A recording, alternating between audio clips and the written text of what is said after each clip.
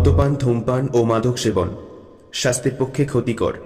ভগবান কৃষ্ণ একজন বিজ্ঞানী ছিলেন এবং অন্য কারো আগে বিজ্ঞান, প্রযুক্তি এবং মহাকাশ ভ্রমণ সম্পর্কে জানতেন। এমন দাবির পক্ষে আপনার কাছে কি কোনো প্রমাণ আছে?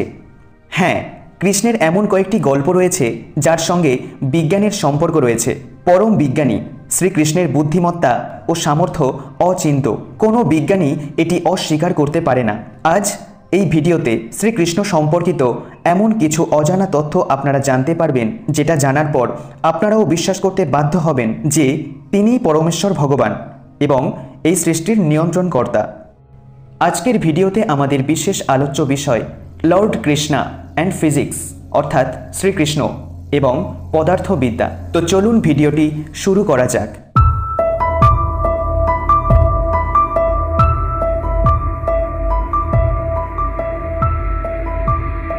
ইলেকট্রোম্যাগনেটিক বল মহাকর্ষীয় বলের চেয়ে অনেক বেশি শক্তিশালী। আপনি কি কখনো ভেবে দেখেছেন যে সমগ্র পৃথিবী বস্তুর উপর মহাকর্ষীয় বল প্রয়োগ করার সত্ত্বেও কেন আমরা এত সহজে জিনিস তুলতে পারি? কারণ আমাদের আঙুলের পরমাণু এবং বস্তুর মধ্যে যোগাযোগ বল, ইলেকট্রোম্যাগনেটিক ফোর্স। বিজ্ঞান অনুসারে প্রকৃতিতে শক্তির নিম্নোক্ত ক্রমে শক্তি রয়েছে।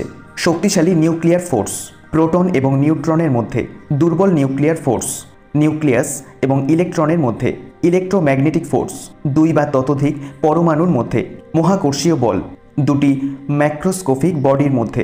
এবার এই তথ্যের ভিত্তিতে আমরা সেই পৌরাণিক উপকাহিনীটি জেনে নেব। একটি গল্প আছে, যখন ভগবান ইন্দ্র গ্রামবাসীদের উপর ক্রুদ্ধ হন এবং অবিরাম বর্ষণ করে গ্রামে বন্যা বয়ে আনে। সমস্যা দেখে কৃষ্ণ কেবল গোবর্ধন পাহাড়টি তুলেছিলেন এবং তাও কেবল তার ছোট আঙুলে। কার্যত তিনি দেখানোর চেষ্টা করেছিলেন যে মাধ্যাকর্ষণ শক্তি কতটা শক্তিশালী বা বস্তুটি কতটা বিশাল। আঙুলের যোগাযোগের শক্তি অর্থাৎ তড়িৎ চুম্বকীয় বল পৃথিবীর তুলনায় অনেক বেশি শক্তিশালী। তিনি কার্যত এই মৌলিক শক্তি তথ্যটি আমাদের আজকের বিজ্ঞানীদের অনেক আগে দেখিয়েছিলেন। বিপরীত মেরু একে অপরকে আকর্ষণ করে, অন্য একই মেরু একে অপরকে বিকর্ষণ করে। চৌম্বকত্বের নিয়ম এবং সাধারণ পরীক্ষা নিরীক্ষা অনুসারে কেউ এটিও জানতে পারে যে একটি দণ্ড চুম্বকের বিপরীত মেরু প্লাস এবং মাইনাস সর্বদা একে অপরকে আকর্ষণ করে, যেখানে একই মেরুগুলি অর্থাৎ প্লাস এবং প্লাস বা মাইনাস এবং মাইনাস সর্বদা একে অপরকে বিকর্ষণ করে। মগধের রাজা পাণ্ডব ভীমের কাছে মৃত্যু কুস্তি চ্যালেঞ্জ করেছিলেন। ভীম অনেক শক্তিশালী হওয়ায় সহজেই জরাসন্ধকে পায়ের মাঝ থেকে একাধিকবার ছিঁড়ে ফেলেছিলেন, কিন্তু জরাসন্ধের শরীরের একটি অদ্ভুত অংশ ছিল যা ছিঁড়ে যাওয়ার পরে আবার মিলিত হয়। এইভাবে একটি সমাধান হিসাবে কৃষ্ণ ভীমকে ইঙ্গিত দিয়েছিলেন যে তিনি একবার তাকে ছিঁড়ে ফেলতে এবং দুটিকে যেমন আছে তেমন রেখে না দিয়ে বিপরীত দিকে ফেলে দিতে। উদাহরণ হিসাবে ডালপালা দেখিয়ে ভীমও তাই করলেন এবং জরাসন্ধ শেষ পর্যন্ত মারা গেলেন। এখন দুটি অর্ধেক একত্রিত হতে পারে না, কারণ তারা ছেঁড়া প্রান্তের পরিবর্তে একই প্রান্তের মুখোমুখি ছিল। কার্যত জরাসন্ধের দুটি অর্ধাংশ দুটি দণ্ড চুম্বকের প্রতিনিধিত্ব করে, যা থেকে বোঝা যায় যে কৃষ্ণ চুম্বকত্বের নিয়ম সম্পর্কে ভালোভাবে জানতেন এবং ভীমকে জরাসন্ধকে হত্যা করতে সাহায্য করে। আমাদের আজকের বিজ্ঞানীদের অনেক আগে দেখিয়েছিলেন। স্থান সময় বক্রতা। আইনস্টাইনের সাধারণ আপেক্ষিকতার তথ্য অনুসারে স্থান এবং সময় আলাদা নয়, বরং একটি স্পেস টাইম ফ্যাব্রিক রয়েছে যা বলে যে স্থানের বাঁকানো সময়কে ধীর করে দেয়। আদর্শভাবে এটি বলা যেতে পারে যে ব্ল্যাক হোলের সর্বোচ্চ স্তরের মাধ্যাকর্ষণ রয়েছে, যা নিজের চারপাশে স্থানকে এমনভাবে বাঁকিয়ে দেয় যে এমনকি আলোও পালাতে পারে না। এইভাবে সময়ও ব্ল্যাক হোলের চারপাশে থেমে যায়। একাধিক দৃষ্টান্ত রয়েছে যখন শ্রীকৃষ্ণ মুখ খুলে নিজের মধ্যে সমগ্র বিশ্ব জগৎ ধারণ করেছিলেন।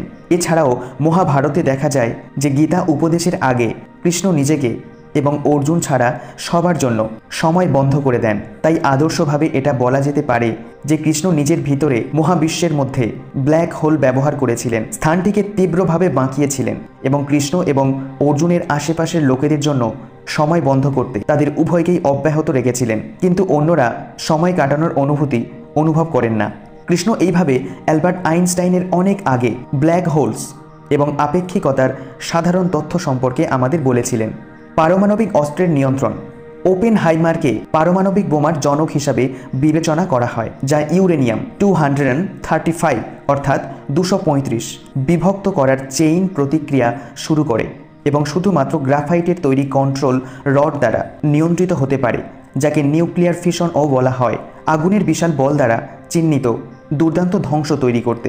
মহাভারত অনুসারে এমন একটি উদাহরণ রয়েছে যখন অশ্বত্থামা ব্রহ্মাস্ত্রের মাধ্যমে উত্তরার গর্ভে একটি পারমাণবিক অস্ত্র আক্রমণ করেন এবং কৃষ্ণ অবশেষে এটিকে পুনরুজ্জীবিত করেন এবং অশ্বত্থামাকে মৃত্যু না দিয়ে সারা জীবন শরীর থেকে পুষ নির্গত হওয়ার মতো পারমাণবিক বিকিরণ অনুভব করার শাস্তি দেন, যাতে তিনি একটি পাঠ পান তার ভুলের জন্য। এটি আরও পরামর্শ দেয় যে কৃষ্ণ জানতেন কিভাবে পারমাণবিক অস্ত্র বন্ধ করতে হয়। কোয়ান্টাম সুপারপজিশন, একই সময়ে একাধিক স্থানে থাকা। 19 শতকে ইয়াং ডাবল স্লিট পরীক্ষা পরিচালনা করেন। এই পরীক্ষার ফলাফল দেখায় যে ফোটনের একটি মরীচি অর্থাৎ আলোক কণা প্রকৃতির মতো তরঙ্গ প্রদর্শন করতে পারে এবং তারপরে একই সময়ে একটি স্ক্রিনের একাধিক বিন্দুতে বিভিন্ন প্রান্ত তৈরি করতে ভেঙে পড়ে। এই পরীক্ষাটি নির্দেশ করে যে কণার একই সেট একই সময়ে একাধিক স্থানে উপস্থিত থাকতে পারে, যা কোয়ান্টাম সুপারপজিশন নামেও পরিচিত।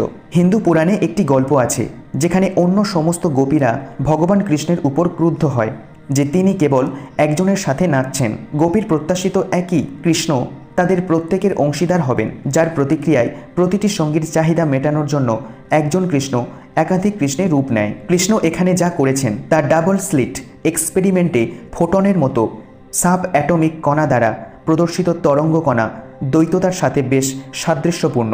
কৃষ্ণ সম্ভবত ম্যাক্রোস্কোপিক স্কেলে দ্বৈত প্রকৃতি প্রদর্শনের দক্ষতা অর্জন করতে পারেন, যতটা সম্ভব কোয়ান্টাম কণা যেমন ফোটনের জন্য। নিউটনের তৃতীয় সূত্র।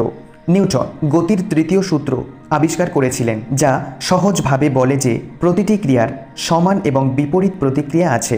ভগবদ্গীতা কর্মযোগ হিসাবে কর্মের গুরুত্ব সম্পর্কে আমাদেরকে আলোচিত করে। কর্ম বা কাজ ছাড়া কেউ এক মুহূর্তের জন্য থাকতে পারে না এবং স্বাভাবিকভাবেই আমাদের মধ্যে একটি প্রতিক্রিয়া হবে যা আমরা অনুভব করি। কৃষ্ণ এইভাবে আমাদের আজকের আইজ্যাক নিউটনের অনেক আগে অ্যাকশন প্রতিক্রিয়া বলেছিলেন। মানুষ এমন গাইডেড ক্ষেপণাস্ত্র তৈরি করেছে যা প্রোগ্রাম করা যায় এবং অপ্রক্ষিপ্ত গতিতে ভ্রমণ করতে পারে, যাতে এটি যে কোনো উপায়ে তার লক্ষ্য বস্তুতে আঘাত করতে সক্ষম। মহাভারতের আগে বারবারিক একজন শক্তিশালী যোদ্ধা ছিলেন, যিনি কৃষ্ণকে পাণ্ডবের পক্ষ থেকে যুদ্ধে অংশগ্রহণের জন্য অনুরোধ করেছিলেন এবং দাবি করেছিলেন যে তিনি তীর দিয়ে কয়েক মিনিটের মধ্যে যুদ্ধ শেষ করতে পারেন, যা লক্ষ্য বস্তু চিহ্নিত করে এবং তাদের হত্যা করে।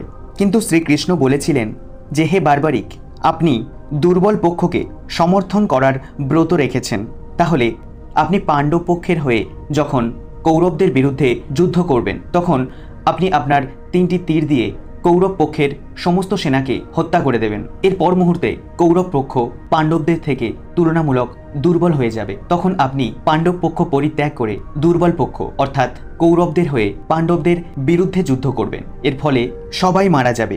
এটি শোনার পর বর্বরিক ক্ষমা প্রার্থী হিসাবে তার মাথার প্রস্তাব দেন। কার্যত বর্বরিক সম্ভবত গাইডেড ক্ষেপণাস্ত্রের একজন নিয়ন্ত্রক এবং কৃষ্ণ হয়তো তার প্রযুক্তি সম্পর্কে জানতেন।